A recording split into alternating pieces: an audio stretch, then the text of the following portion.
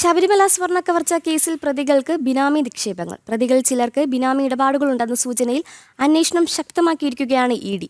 സ്വത്ത് വർധനവിൽ ദേവസ്വം മുൻ administrative officer Murari ബാബുവും വ്യക്തത വരുത്തിയിട്ടില്ല. ആഡംബര വീട് നിർമ്മാണ ചിലവിന്റെ കണക്കുകൾ ഹാജരാക്കാൻ ഇ.ഡി. നിർദ്ദേശവും നൽകിയിട്ടുണ്ട്. ശബരിമല സ്വർണ്ണക്കവർച്ച കേസിൽ ഉൾപ്പെട്ട പല പ്രതികൾക്കും ദുരൂഹ സാമ്പത്തിക ഇടപാടുകൾ ഉണ്ടായിരുന്നതായാണ് പിടിച്ചെടുത്ത രേഖകൾ പരിശോധിച്ച ഇ.ഡിയുടെ നിഗമനം. വൻതോതിൽ ബിനാമി ഇടപാടുകളും നടന്നിട്ടുണ്ട്. സ്വർണ്ണ കവർച്ചയ്ക്കപ്പുറം പലവിധ ക്രമക്കേടുകളുടെയും അഴിമതിയുടെയും ഭാഗമായി അനധികൃത സ്വത്ത് സമ്പാദനങ്ങൾ നടന്നിട്ടുണ്ട്. 2019-2025 കാലയളവിൽ ദേവസ്വം മുൻ അഡ്മിനിസ്ട്രേറ്റീവ് ഓഫീസർ മുരാരി ബാബുവിന്റെ സ്വത്തുവകകളിൽ വൻ വർധനവ് ഉണ്ടായിരുന്നു.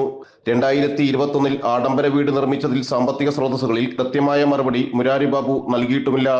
സ്വർണ്ണക്കവർച്ചയിൽ 3 സംസ്ഥാനങ്ങളിലായി ഇ.ഡി നടത്തിയ റെയ്ഡിൽ പ്രതികളുടെ വീടുകളിൽ നിന്നും സ്ഥാപനങ്ങളിൽ നിന്നും നിരവധി രേഖകൾ പിടിച്ചെടുത്തിരുന്നു. അനധികൃതമായി സമ്പാദിച്ച പണം വിശ്വസ്തരെ ബിനാമികളാക്കി കേരളത്തിനകത്തും അയൽ സംസ്ഥാനങ്ങളിലുമായി ഭൂമിയിലടക്കം നിക്ഷേപിച്ചിട്ടുണ്ടാകാമെന്നാണ് കരുതുന്നത്.